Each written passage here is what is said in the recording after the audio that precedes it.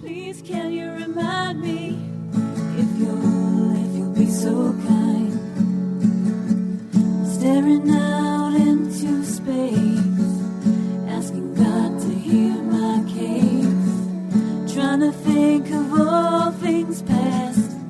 How long will my memory last? The purple angel, purple angel, purple angel, you're next to me. Hi, everyone, and welcome to Alzheimer Speaks Radio. I'm your host, Lori LeBay, and I'm thrilled to be here today. We're going to have a wonderful discussion with an author, Sue Ann Kirkham, who wrote the book Living with Zelda, and it's a stepdaughter's caregiving journal, and it's very well written, and I think you're going to learn a lot from our conversation today. But prior to introducing her, I just want to make a couple of announcements. One is the World Health Organization just released their second anniversary report, and it's called From Plan to Impact. And they are identifying 7 action areas, which are wonderful. The first is dementia as a public health priority. 2 is dementia awareness and friendliness. Then 3 is dementia risk reduction. 4, dementia diagnosis, treatment, care, and support. 5 is regarding support for dementia caregivers. And 6 is information systems for dementia. And then 7, of course, is research and innovation. So that's a really exciting report. It's put out, you can grab it from the Alzheimer's International Disease website there, or ADI. I also want to just give a shout out to Dementia Action Alliance. They're doing their second North America conference this June. I can't believe June is just around the corner.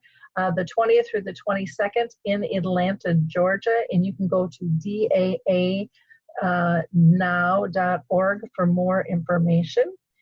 Let's see, and then there is the Cruising Through Caregiving virtual book tour that started on the 15th and will go through August 28th. It's once a week, and you can find more information on that by going to my homepage at alzheimerspeaks.com. And then ADI, Alzheimer's Disease International, is also doing a large survey, and they would love your input. You can, again, go to my website on the homepage and just click on the big red banner that says, what do you think about dementia? It's very, very important that they hear from you. Their studies are absolutely fantastic, and it will make a huge, huge difference. So please participate in that. So let's get to our guest today, because this, like I said, I'm really looking forward to this conversation. Sue Ann W. Kirkham is a freelance writer and blogger, and she has published articles on aging and family relationships, as well as online profiles of inspiring everyday heroes. Her account of assisting her father and stepmother as they struggled with declining health and the onset of dementia is all wrapped up in her book called Loving Zelda, a Stepdaughter's Caregiving Journal. And that was just released this last February. So welcome, Sue Ann. How are you doing today? I'm doing very well. Delighted to be chatting with you. Well, good. I found your book very interesting and uplifting. You really lay out the emotions as they come across, and I think so many people will be able to relate to it. Well, why don't you tell us, what was one of your biggest takeaways from the whole caregiving experience? Well, I think one of the things that I struggled with was beating myself up. I would say to people, don't be too hard on yourself, and and also try to develop a thick skin, because you're going to sometimes disappoint yourself, and you're going to sometimes disappoint other people, and sometimes they're going to let you know that, or in subtle or direct ways. But if you can focus on the successes and all those sweet spots along the way, it's going to be a lot easier to maintain a balanced perspective. And your perspective is going to mellow with time too. When you're right in the middle of all of this. It's a whole new, it's new territory. You're kind of wandering around without a map. And, but I worked on my memoir for over a decade before publishing, and the very act of writing it helped me to see things that I had been blind to when I was kind of chin deep in the situations I wrote about. So I think just, give yourself time, and be patient with yourself. I think that makes a ton of sense. I know my friends used to call me the calm one, and it's like, well, I lived with this for 30 years. I wasn't there from the get-go, but you learn how to put things into little different perspective and so forth. What did your family think and your stepfamily think of you publishing a book? Because I know that sometimes that people aren't always comfortable with that. Very, very interesting. Very good question. I have 4 stepsisters, and my sense is that 2 of them just don't want to comment on the whole thing. I do have a stepsister who's not comfortable with sharing all the family details. This was my personal experience, so I felt, once I'd run it by all of the people involved, and gotten feedback that I was, I tried to soften anything that might be offensive to anyone, to any of the people, the characters involved. But I have another stepsister who is just gung ho supportive. She loved the idea. She's all in favor, and I think she sees the benefit, of sharing. As you said, you share a story. Every story is going to be a little different, but there are going to be so many relatable points along the way. And so many times when I would have liked to have read or talked to someone about something and then have them go, oh, yes, I know, I've been there. So the family reaction has been a little mixed. But I think you just have to be really sensitive to that when you tell your story, and you have to be true to yourself too, and just make sure that you're accurate and fair. And but it's a little bit complicated sometimes. Yeah, and I think that's if it's a step family or your nucleus family, it doesn't really make any difference. Everybody has an opinion, and it's always going to be a little bit different there. I know, just sharing. I've not written a book myself. I'm going to, and I've got a couple of them inside me. But I just remember sharing stories with my brothers, and they were like, "Well, where'd you get those?" And I just remember thinking, "Well, I was there, because we weren't there as much," and it really made me feel sad for them that they didn't have some of these beautiful stories that were great learning experiences, and just honored to be on that journey with them. And it made me sad. So I agree with you. I think sharing stories is so important, because many times people feel so isolated. And if it's reading a book or talking with somebody, it really doesn't make any difference. It's just like, oh, I'm not alone. So Ann, can you tell our audience what was one of the greatest challenges in dealing with your day-to-day unknowns when caring for your stepmom with dementia? Well, I think your program brochure says it well. There's a point, you give some pointers, and one is be spontaneous and flexible, willing to reprioritize. I'm such a creature of schedule, and I'm a clock watcher, and I find a lot of comfort in my daily structure and routine. And then I assume that would be a comfort to my stepmother, as some of the literature suggests. And I think for some people it is, but it's a matter of this works until it doesn't, kind of thing. But in our case, that just really wasn't the best approach. I think it felt like imposition from her perspective. So, the minute it stops working, you need to step back and kind of follow the flow. Trying to lead in the face of resistance that's not good for either party. And there's really no being right in the context of the daily adjustments. You just have to bend, and that's something I kind of wish I had read your brochure many years ago. But you also learn, and you do flex with your own situation, because you out of necessity. It kind of trains you. The experience trains you. Yeah, interesting. You talk about the routines. I was talking with a gentleman yesterday who has FTD, and he explained it like this. He says, I love my routine. I don't necessarily like somebody else's routine.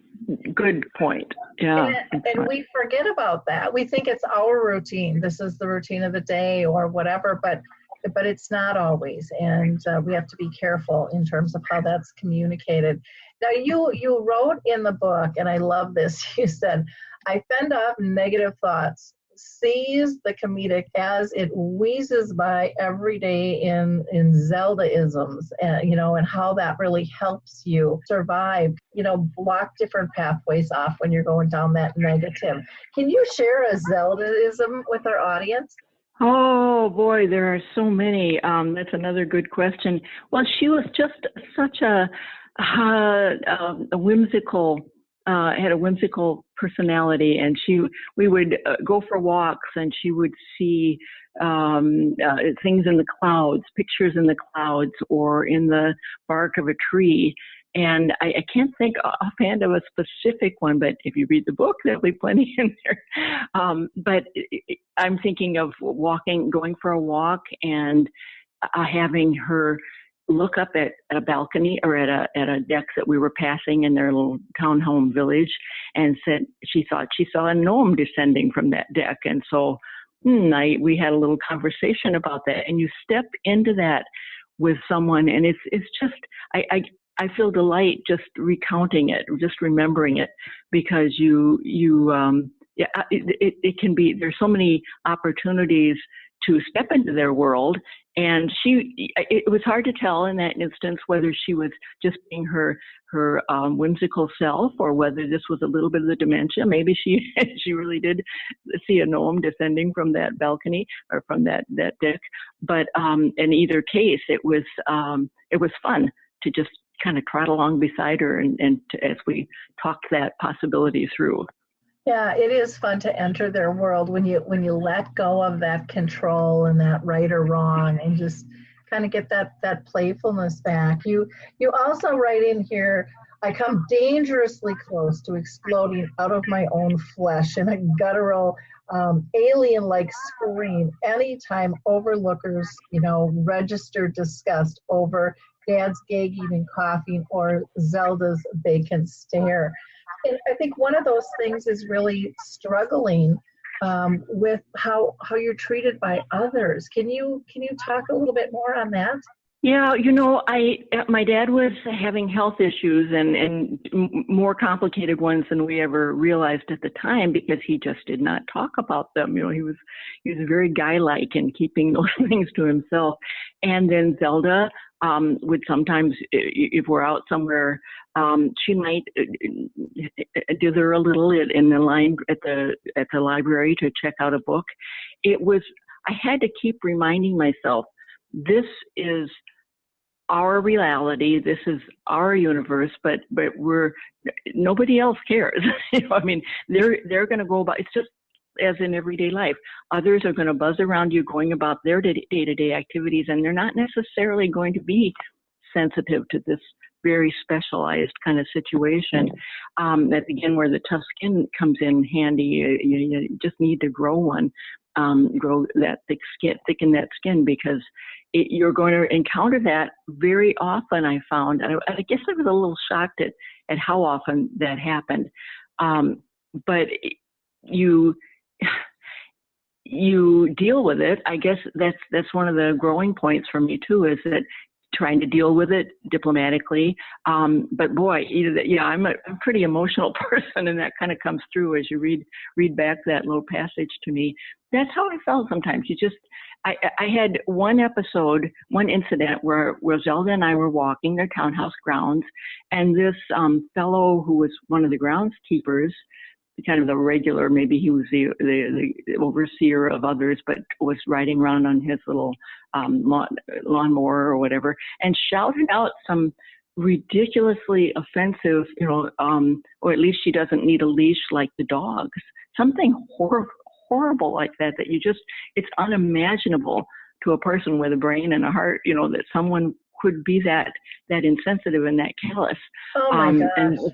that was one of those times when I wanted to say to her, "Excuse me, I'll be right back. I've got to go strangle someone." But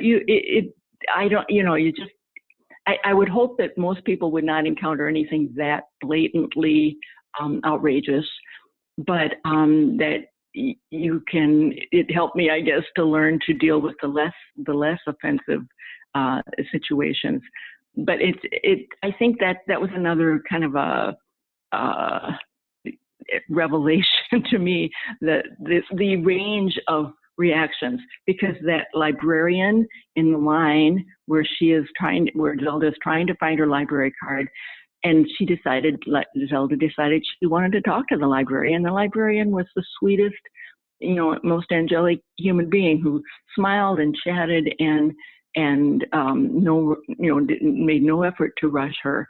So we saw both extremes, but that's one thing to keep in mind. You're probably going to see both extremes, and you got to learn to really appreciate the kindness that you will encounter so often, and then just kind of have to learn to kind of how to deal with the other end of that extreme. Yeah, I know for me, it made me look inward more in terms of how am I reacting to others? Because a lot of times we don't think that we're reacting, or that we're rolling the eyes or making comments, or maybe we're not saying a word. I know my daughter calls me on it, and I'll go, and I'll just kind of have that. And she's like, "Mom, I can hear you in there." And I'm like, I don't even know that I'm doing that. I think I'm not saying anything, but you can hear this deep breath of disgust or whatever, that I'm not happy with something.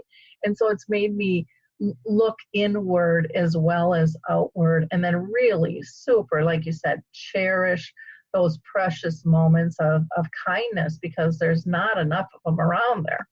I also wanted to ask you if you have suggestions for others in terms of, how they can help care for, their loved one. Yeah, I think just seek out support and take care of your own physical health. Those would be my two things. I didn't find a lot of support groups out there. This was 12 years ago, and they might have been out there, but you tell yourself, "Well, I'm too tired. I don't have time. How am I going to fit that in?" I just never sought that out, and I should have. That would have been very helpful to, I think, all of us. But to take, if you can, at the very minimum, take care of your own physical health.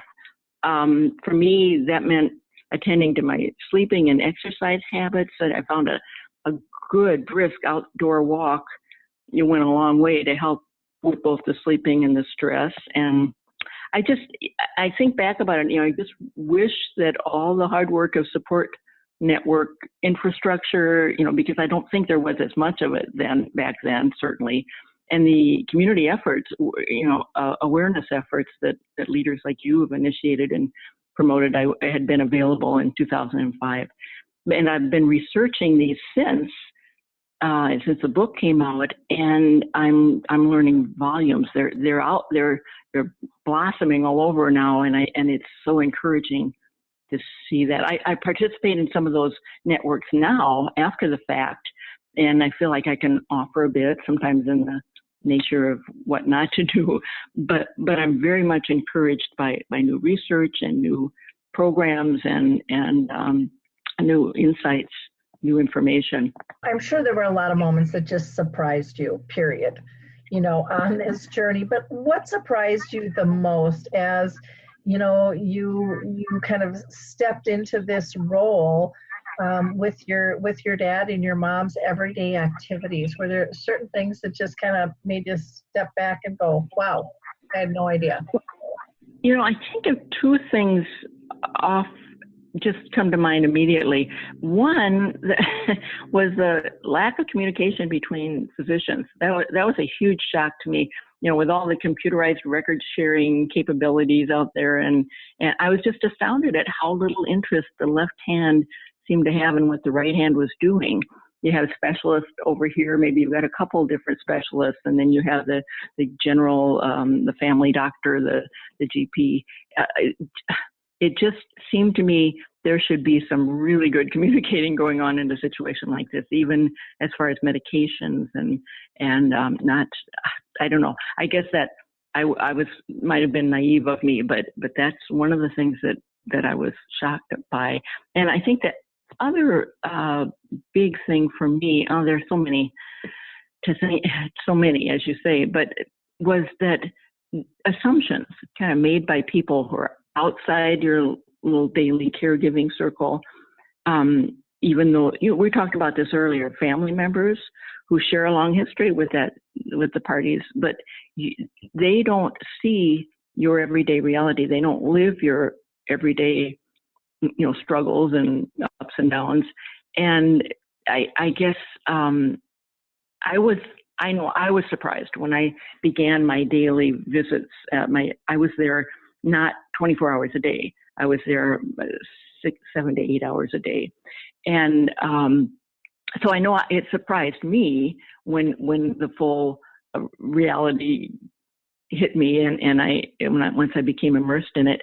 So I guess it was naive of me to think that others outside of that would make assumptions. But again, you're going to have really supportive people who assume on the positive side of things, but you're going to have people who just make all sorts of assumptions about what they can suggest and how you should be doing this better or differently or more efficiently or more effectively. And they don't understand that, yeah, I've tried all those things. This didn't work, and now we're trying this. So it's everyone, there's always the human emotion aspect of it too. It's hard for people who love this, the person with dementia dearly, and everyone deals with difficult situations differently and with those emotions that go along with them. I agree. I think it is really difficult. And when you said, you notice things once you were on board and there, and 6, 7, 8 hours a day, that's a full-time job. And people aren't realize things can be hidden from us when we're not around that long. I know I can do it myself when I'm not feeling good. I can suck up and and put on a little performance so that people don't know that I'm not feeling well or whatever the case might be. But someone can't do that for the whole day. And yet, like you, I was shocked when people had different impressions, and then I had to look at myself and go, well, I guess I wasn't communicating really well with them in terms of what was really going on. Or I thought that, that they just, trusted what I was telling them, but because they were seeing something different, they weren't trusting what I was saying. And I never kind of realized in the piece of the puzzle that, well, they weren't trusting me because that's not what they were seeing. And if you had that same situation. I was horrified, say, for example, when, say if my stepsisters seemed to think that something wasn't going the way it was supposed to be. And then I realized, I think another thing that it's really important to realize is that when Zelda was with one of them, she was telling them things that may or may not be accurate and often were totally inaccurate. And they were not realizing that she didn't have a full grasp of the situation or of the reality. She had her own little reality she was living. They didn't realize that was not accurate. That did not happen, or it wasn't. That was not the way things were.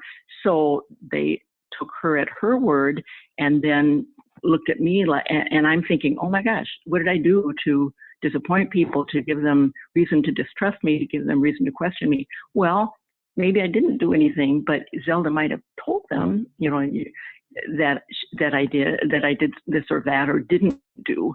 A lot of times it was things that I had done and she'd forgotten that I'd done them for her, financial issues that I'd shared with her, but she'd forgotten or they confused her. So then she would report to someone else that, boy, I just was dropping the ball on that and I was not letting her in the loop, and I wasn't communicating with her. I was. She didn't remember that I did, and then others will hear that distorted view So I think that's another thing to be really aware of, is that sometimes you just have to keep sitting down and talking one-on-one with other people involved, because to make sure things don't get misunderstood or misreported, just very innocently by someone who really is really confused about what's happening. That is a very, very common issue, I think, for so many. I mean, I've heard so many stories within families of, somebody stealing something, or they're afraid of somebody, and, the person hasn't taken anything. And maybe they're having some hallucinations or some delusions, but no one's really talking in those terms.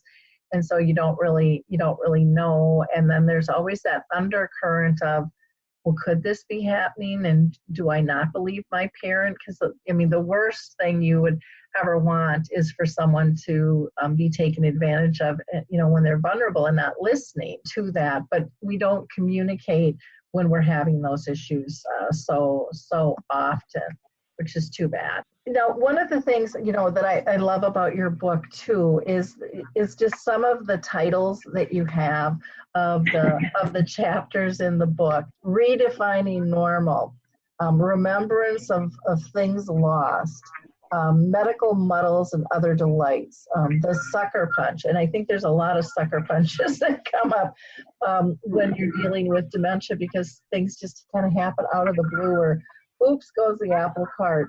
You touch on a lot of great emotion. How was that for you to write? Did it feel healing to you? Absolutely, absolutely. In fact, I was going to say that when we were talking about suggestions for caring for the caregiver, is keep a journal, because for a number of reasons, it helps you vent, but it also captures all the precious moments as well. But writing the book it's indescribable how healing and how maturing of my attitude toward the whole experience it was. So many times it helped me to soften my reaction, the reactions that were just kind of right at the surface all the time, because I was tired and I was frustrated and I was worried, and it was hard to put a cap on on emotions under those circumstances in that state. But looking back, I could forgive other people, for example. Sometimes it's a dear friend of your loved one who will be the insensitive person who doesn't know how to handle it and says the crazy off the wall things that you think, oh my gosh, what are you saying? And I was able, when I wrote about those, and as I would come to the end of describing them, I would say, it would sink into me, that person was doing the best they could do with the situation at the time. So for me, a lot of it was, it helped me forgive myself for the mistakes I made, and it helped me forgive other people for the misunderstandings or the mistakes that they might have made too. And I see things much more clearly. It's just awfully hard to see when you're in the jungle, when you're in the middle of the trees. It's hard to see all these things, but you step out of it and you get a much better perspective. One of the things you write in here is, chink chink goes the crumbling of her life's memories, clunking into tiny piles of rubble at her feet, and none of us can sweep fast enough to keep things tidied up. How did that make you feel in those moments? I guess I went into it with this kind of a hero complex. I was going to go in and fix everything. I was going to help them, shore up all this uncertainty and clean up this and get us all back on track and make their lives better. But what I wasn't taking into account was the degenerative process, the progressive nature of what they were both going through, my dad physically and my stepmother psychologically. And so I went into it with this idea that I was going to be able to fix things. And you can't, of course you can't. So for me, I had to deal with those emotions, with that disappointment, or that I had to come to terms with what I could and couldn't do for them.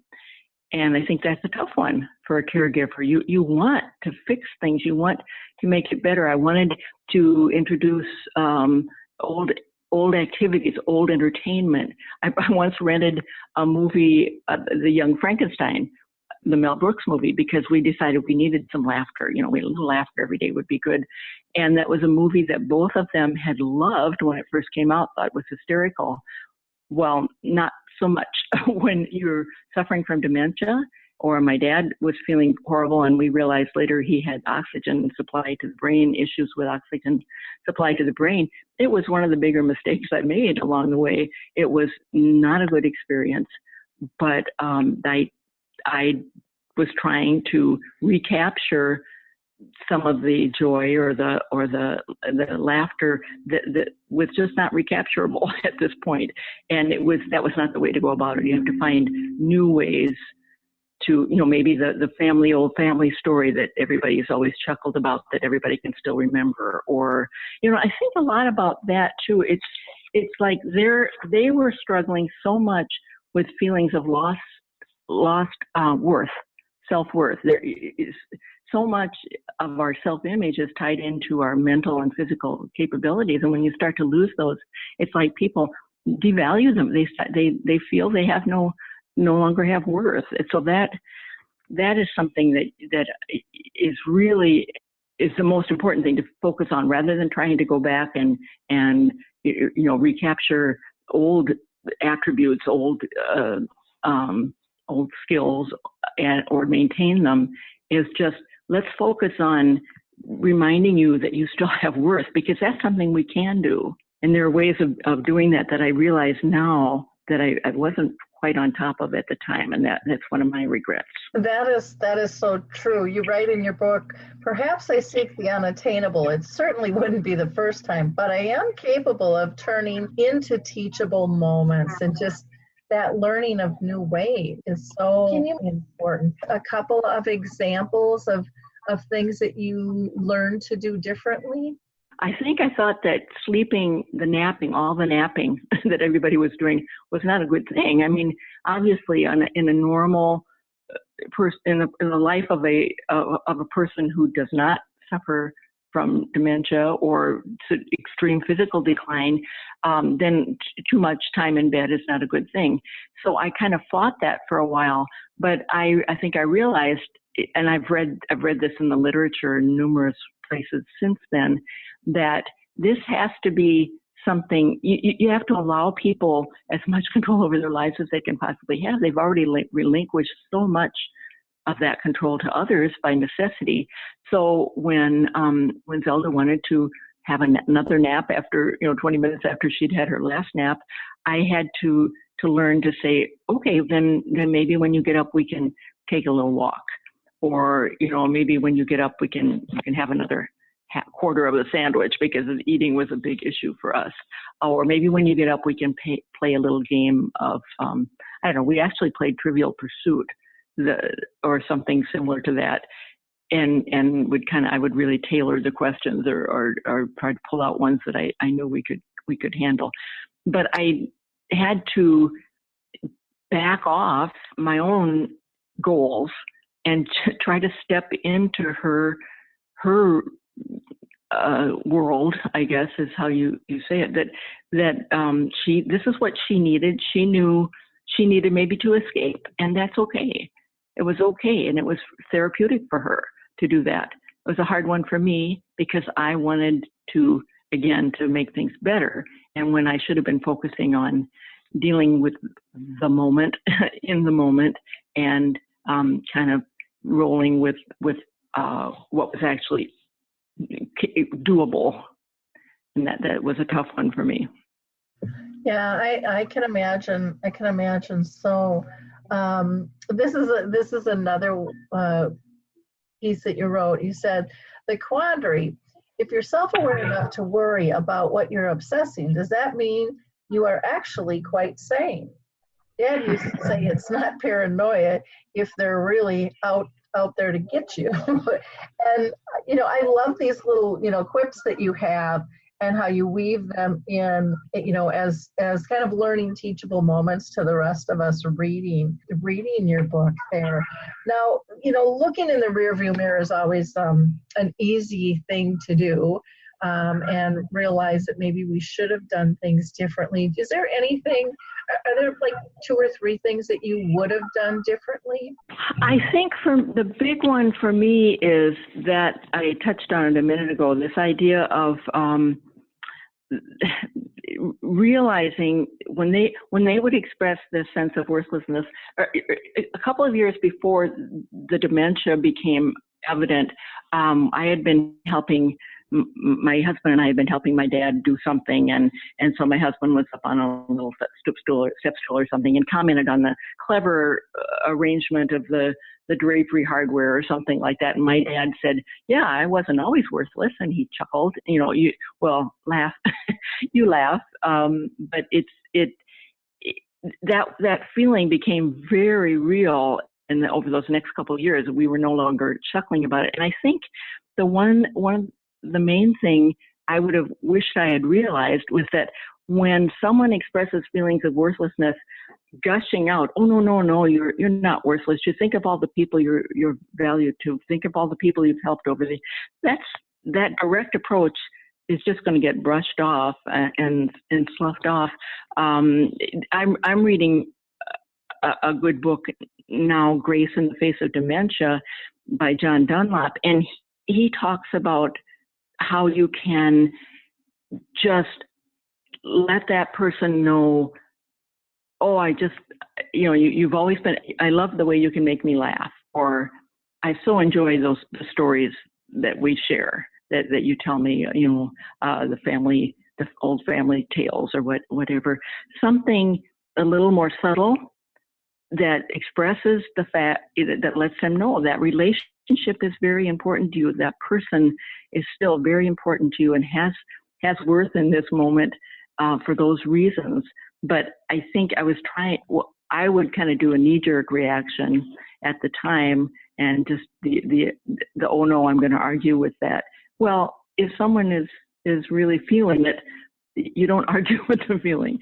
But there are plenty of opportunities to reinforce in a really genuine way the ways that relationship is important, and the way that the person still has worth in their role and in their relating to their family members, and in the storytelling and in the sense of humor. So that's a big one for me. When you were talking about the worthlessness, I was thinking, what you were talking about was being subtle, but you were also being very specific, and you were being specific to your relationship, with them, that, "Oh, I love the way you make me laugh," or "the way you make me feel," or, whatever it is. But it's an intimate statement where sometimes I think, and as you were saying that, I'm like, "Oh my gosh, I just did this with a friend of mine who has cancer," and I kind of did this global statement of how much you're loved and valued and appreciated, and it's like too big, and it I don't know, I guess it's probably better just have that more intimate conversation with them and letting them know how you feel. That's something that they can't argue with because it's your feeling. So yes, I think so. The other thing you had said is don't argue with their feelings. I think we do that as care partners a lot. We want to get them out of that mood, and so we almost try to argue them out, which of course does not help at all. But I think it's a very common thing that people do. They want to fix it instead of support it. I think one reason that, for me personally, one reason I would do that is it pulls you down too. When you see someone sinking into this pit of depression, and when we would have 3 sunny days and then a half a day of rain, and Zelda could think of nothing but how horrible the weather has been forever and ever, and I would try to argue logic with her, partly because seeing her like that pulled me down too. So I think that, that's part of it too, is this kind of this natural human reaction we have where, oh, let's not go there. Let's bore things up. But absolutely no, you can't really argue with it. It just doesn't work. Exactly. Do you have any regrets in your caregiving journey that you'd like to share? I guess that's where writing the book was very, very helpful, and that's why I so encourage journal keeping for caregivers, keeping a journal for caregivers. I was so highly emotional. I'm the person who talks to the television or yells at the politician who's on the radio or whatever. I'm a lousy card player. It's all out there. I constantly was trying to tamper down my own reactions. This is how I'd always related to Zelda in the past, is that we could be honest with each other. We could say what came to mind. I could express my emotion, my feeling. I wish I could have been better tuned into her need rather than my habit of gushing emotion. That's a regret that I have, and it's so personality deep that I'm not sure. I probably would have needed some intensive counseling at the time to kind of redesign that part of me. But that I regret, because she did pick up so easily on my mood and or my agitation or my frustration. And sometimes we would be out somewhere, and again, someone might do something that I felt was rude and inconsiderate of Zelda. So I would kind of, have a little bit of a little minor eruption for just momentarily even, and she would pick up on that. And then I would feel awful because I had caused her distress. So keeping a lid on the emotions, I guess, on the emotional reactions, I think would have been really helpful to me. And I think I learned to be better at it as time went on, but it's a bit of a regret at this point. Well, it's a tough thing, and I think what you talked about really was how they mirror our emotions, and that is something that I think still needs a lot more discussion for people to understand. I did that too. I think every care partner probably does that, because you're used to your relationship being one way, and I think in our minds we're still trying to preserve their personality, and so we think that that's all kind of wrapped into it. And so subtle things I guess, that give us great comfort, we don't notice the change because of our emotions. It's a priority for us at that moment, because each of us as human beings need our emotions met. And when you're so used to having that authentic relationship with somebody, it's hard to notice that it's changed when you're in an emotional state yourself. And so I do think it is something that we have to realize, that they could be perfectly content, but if we come in agitated or mad or whatever, it is going to affect them. Vice versa, if they're down and we're silly and stuff, sometimes that we can get them to mirror that back as well. Did you see that at all with Zelda, where you could maybe pull her out of a mood by being silly? I think that I was one of those things that I didn't catch on to soon enough, so that by the time I was kind of catching on, or kind of, that was sinking into me, she had progressed, and it was harder and harder to do that. But I would go back to when she was in a whimsical mood, just climb aboard, and ride that as far as you can. But it also, what I did learn was that a nap maybe might, clear the mind of a little resentment that might have, from a misunderstanding that might have occurred, or a change of activity. That is something I think that can be very, very helpful. I could occasionally just change the subject, and I think that's a natural thing that you would do in any day-to-day conversation, and I think that's a very effective tool when things aren't kind of staying on track. And I just so agree with what you said about you have a history of a relationship with this person, and the relationship to you is the same pretty much. You aren't changing, but the person in front of you, the person across from you, the person who's the object of your loving concern is changing daily, perhaps. Or from hour to hour. It could be fluctuating back and forth between the old them and this strange new person that you can't really get to know. And so it's hard to keep shifting gears, and you don't really know. You don't always know what you're going to be dealing with. So that's a challenge, but it's also a conquerable one. I believe, as you said, you just pull out the family joke or the bit of silliness that might be distracting or just healing or at the time, and I think that's a good approach. Great. Now, in wrapping up, I want to ask you this question, and because I think sometimes, especially when people start this journey, they get really frustrated, and there can be a lot of angst. What were some of the gifts that you received in caring for both Zelda and your dad? I would not give that experience up for anything, and it was the most emotional roller coaster ride of my life. But there was so much.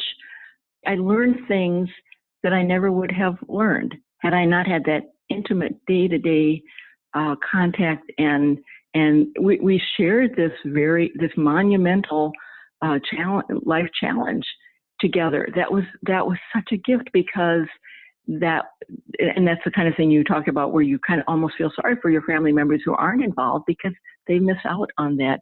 There's an intimacy. I don't mean to go corny on you here, but it's like love blooms.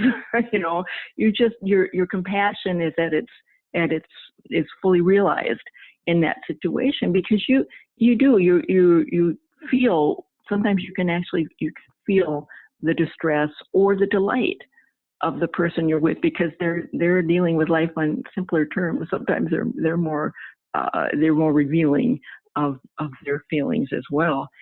And I discovered things about my father and my stepmother I lived with them a couple of times as an adult. I was very close to both of them, very close.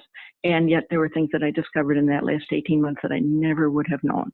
And I will treasure that forever. Yeah, I agree. I explained my journey over my 30 years with my mom, and then my dad was also sick part of that time with brain cancer. Like you said, supporting them through that challenging stage. You said love blooms. To me, I learned new levels of unconditional love that I didn't know existed, and it was almost like a religious experience, because you get to know somebody at depths that you didn't know before, and you start cherishing these really simple little things that you might have missed because you were in too big of a hurry. Would you say that's accurate for you too? Absolutely. Yeah, absolutely. I just can't think of other circumstances in which those kinds of the intensity is quite comparable. So yeah, I agree completely. Okay. Well, in wrapping up here, I just want to, highly recommend that people pick up your book, Loving Zelda, A Stepdaughter's Caregiving Journal. It is just filled with wonderful insights and true raw emotions, and you use humor, and you keep pushing through and getting to the depths of these relationships. You can go to Sue Ann's website, which is lovingzelda.com, lovingzelda.com. She also has another website called yourrecipesforlife.com, and she has a Facebook page. If you put her name in, she actually has two Facebook pages, but if you put Sue Ann, and then Ann is ANNE, Kirkham and look for her authors page. You can connect with her that way. And then we've also listed her email address, which is sawktalk2@gmail.com. That's sawktalk2@gmail.com. Again, I can't thank you enough, Sue Ann, for joining us and for taking a decade to write your book. It was well worth the wait. Thank you so much. Thank you so much. I've really learned a lot, and I'm very grateful for the opportunity to talk to you. Well, great. Thank you. To our listeners, I am just going to remind you the Memory Cafe directory is available. Just go to memorycafedirectory.com. They have that for the U.S. They're also starting to develop directories for other countries as well, and that is sponsored by Calendar Cards, which is a memory system created to help people live independently and manage their lives for as long as possible. And Calendar and Cards are both spelt with a K, but again, just go to memorycafedirectory.com. I also want to give a shout out to the Women's Alzheimer's Movement. That is Maria Shriver's group. She's doing amazing work, and her website is thewomens'alzheimersmovement.org, thewomens'alzheimersmovement.org. And last, I'd like to give a shout out to Purple Table Reservations. This is a great group that's developed an app. We need more restaurants on board, but they're working on that, where you can find a restaurant that knows how to really treat your loved one if they have dementia, if they have autism, post-traumatic stress. They've really been trained to deal with you. There might be some menu modifications. They have better lighting. They're able to communicate in different ways, and it's just a fantastic a group there. And again, you can find them at purpletables.com. And don't forget to share this episode with your Facebook friends, your Twitter tribe, or your LinkedIn groups. The more we have these conversations, the better off everyone will be. And you'll find more resources for us at alzheimersspeaks.com. Thank you, everyone, and have a wonderful, wonderful day. Bye now. It's time to rethink, renew, and reimagine retirement. Hey everybody, Jared Sylvester here, host of Retire Repurposed. Now, this podcast is about the non-financial parts of retirement, which many times can be even more challenging than the financial. We believe retirement is not the end, rather the beginning of what could be the most impactful, purposeful, and fulfilling season of a person's life. So don't retire, become repurposed. To listen now, search Retire Repurposed on your favorite podcast platform, Senior Resource, or Life Audio.